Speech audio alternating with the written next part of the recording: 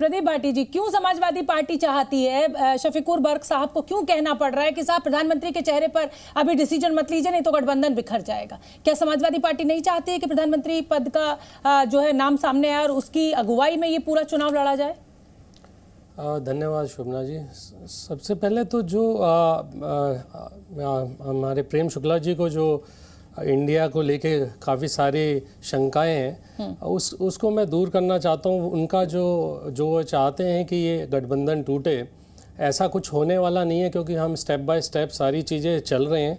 और हमने पहले ये साफ कर दिया था कि अभी जब ये इलेक्शंस ओवर हो जाएंगे, जब इंडिया गठबंधन जीत जाएगा, उसके बाद हम प्रधानमंत्री पद के उम्मीदवार के लिए सब साथ मिल के बैठ के ये बात तय करेंगे।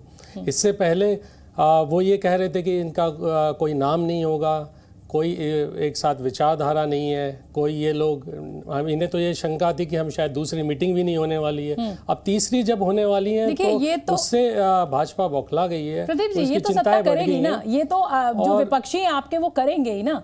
आप भी तो यही कर रहे हैं ना। आप प्रधानमंत्री नरेंद्र मोदी पर दिन भर हमला बोलते हैं, आप एनडीए पर, सरकार पर हमला बोलते हैं, तो यही तो काम है ना आपसे राजनीतिक दलों का। तो इस काम से आप क्यों विचलित हो रहे हैं भाई?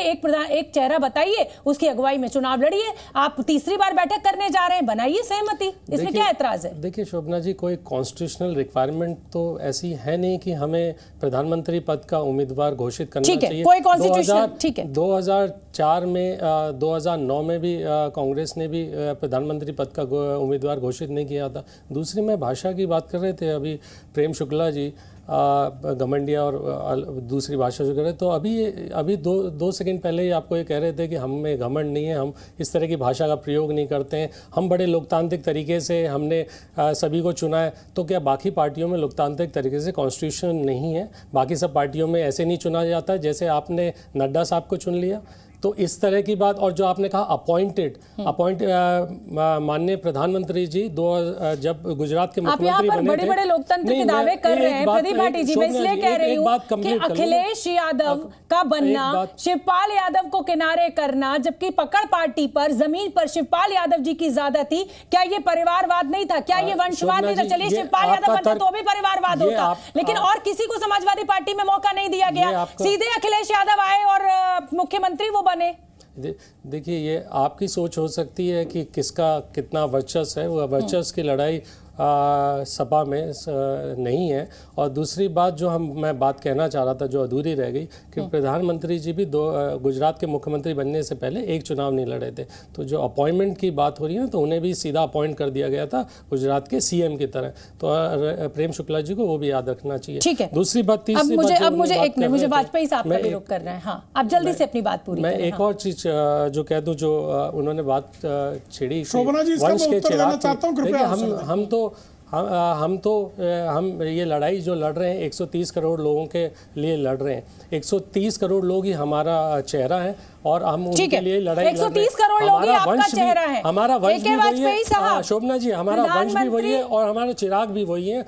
और वंश और चिराग की अगर उन्हें प्रेम शुक्ला जी को एडवाइस देनी है तो आरएसएस को दे दें और चिराग और वंश आगे बढ़ाएं। ए.के. वाजपेयी साहब, भाई आप क्यों चाहते हैं कि आपकी पिच पर आकर खेलें? आपके पास प्रधानमंत्री मोदी हैं, ठीक है, फेयर एनफ, आप लड़िए उनकी अगुवाई में, लेकिन बार बार ये कहना कि साहब आपके पास तो दूल्हा नहीं है, आपके तो कोई चेहरा नहीं है, ये तो यूपीए की पुरानी परंपरा है। 2004 में भी चेहरा हमें पता नहीं था, अचानक मनमोहन सिंह जी को प्रधानमंत्री वो बने।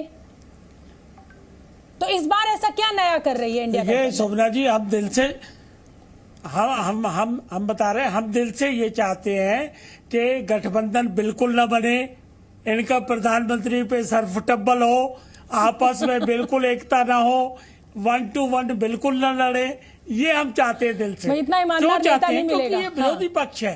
देखिए बहस और क्या, बिल्कुल साफ चाहते हैं। देखिए 2 टीमें हैं तो हम क्यों चाहेंगे वो टीम जीत जाए? बिल्कुल नहीं चाहेंगे, लेकिन हमारे चाहने से होगा कुछ नहीं। इनका अंतर विरोध, इनका परस्पर विरोध, इनकी इच्छाएं, इनके प्रधानमंत्री बनने की अभिलाषा, ये 4 चीजें इनको आपस में सर टकराएंगी। और जैसे जैसे टाइम बीतेगा वैसे वैसे एक एक करके चीजें सामने आएंगी। अभी 1.5 साल 1.25 साल हो गया मेरे ख्याल, 1.25 साल में सिर्फ 3 मीटिंग कर पाए हैं। ना ऑफिस बन पाया, ना कन्वीनर बन पाया, मीटिंग भले ही 3 हुई है पर बेचैनी आपके खेमे में भरपूर कर दी है। मीटिंग भले ही 3 हुई है ये समझ लीजिए कि एनडीए गठबंधन में अच्छी खासी खलबली पैदा कर दी है इंडिया गठबंधन ने। अरे बिल्कुल, क्यों उनके विरोधी पक्ष का ध्यान नहीं रखेंगे, क्या कर रहे हैं क्या नहीं कर रहे हैं। और ये बिल्कुल चाहेंगे कि बिल्कुल कामयाब ना हो वो अपने मकसदों में।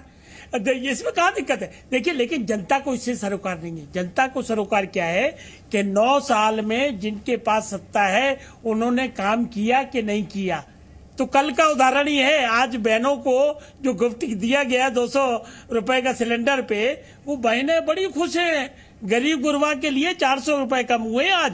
400 रुपए का गिफ्ट जो मिला है ना, इसी तरह किसानों को भी गिफ्ट मिला है। हम तो सिर्फ उनका प्रचार प्रसार करेंगे। वाजपेयी जी, आप अपनी पीठ कितनी भी थपथपा लीजिए, यहाँ पर सारे कार्यकर्ताओं स्थिति इतनी खराब है इस देश में, गरीबी इतनी ज्यादा है कि आप खुश हो रहे होंगे 700 रुपए का सिलेंडर देकर, लेकिन उस गरीब से पूछिए जो पूरे महीने में 1700 रुपए नहीं कमा पाता है।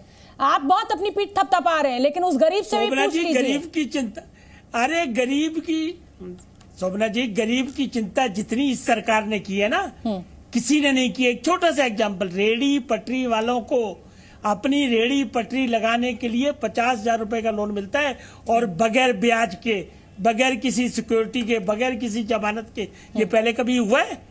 उनको जो मजदूर दिहाड़ी का लगाता है उसको भी रिटायरमेंट की पेंशन बना दी है। 25 रुपए उसको देने हैं और उसके बाद बाकी के पैसे सरकार मिला के पेंशन देगी। तो ये मत बताइए, सबसे ज्यादा काम अगर किया है तो गरीबी के लिए किया है, और उसी का नतीजा है कि 13.5 करोड़ लोग गरीबी रेखा से ऊपर उठ के आ गए। ठीक है, आइए अनुमा जी, हम लोगों का जो आत्मविश्वास है, हमारा काम है। ठीक है अनुमा जी, आपके विरोधी कह रहे हैं कि सपनों के सौदागर इकट्ठा हो गए हैं और ये सरफुटअव्वल जो है वो घमंडिया गठबंधन को कभी ऊपर बढ़ने नहीं देगी, नामकरण भी कर दिया है आपका। पहले तो लोकतंत्र पे बात कर लें कि गुजरात के जो पुराने मुख्यमंत्री थे रूपाणी जी, उनको बड़े लोकतांत्रिक तरीके से हटा दिया गया था लोकतंत्र से, तो वो चुने गए थे, तो उस भारतीय जनता पार्टी ने उन्हें हटाया। ऐसे ही उत्तराखंड में 3 मुख्यमंत्री बदले थे, वो बड़ा लोकतांत्रिक तरीका था। हरियाणा के मुख्यमंत्री को जब चुना तो वो बड़ा लोकतांत्रिक तरीका था। तो ये जो लोकतंत्र की बात करते हैं, ये सिर्फ एक हवाई है, लोकतंत्र तो नहीं है पार्टी में। दूसरी चीज, आप देखिए कि आज गरीबी और अमीरी के बीच में कितना अंतर बढ़ गया है, और जो क्रोनी कैपिटलिज्म है वही आगे बढ़ रहा है। आप ये भी देखिए कि जो लोग वो 2 कंपनीज हैं, उनका आज आप बोलते हैं कि हमारी जीडीपी 5वें नंबर पे है, लेकिन हम 128वें नंबर पे हैं प्रति व्यक्ति आय के मामले में। तो कहां देश आगे बढ़ रहा है, एक सपना दिखाना अलग है। एक और बात है कि कभी रिपोर्ट कार्ड नहीं बताते ये लोग।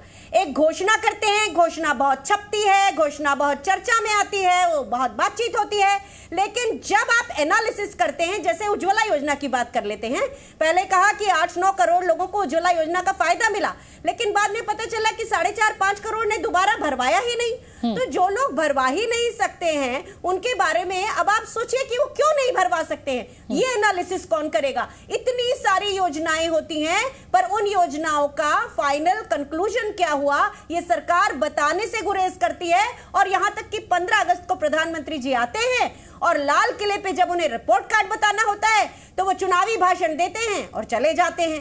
तो ये हमारे सोचने की बात है कि भारतीय जनता पार्टी, जो कि जिसको हम नेशनल डिजास्टर अलायंस ही कहेंगे, क्योंकि उन्होंने एक ऐसा नाम रखने का काम किया है, जबकि लोकतंत्र में लोकतंत्र की तरह से लड़िए। ये कौन सा तरीका होता है कि भाषा बिगाड़ के आप लड़ाई करें।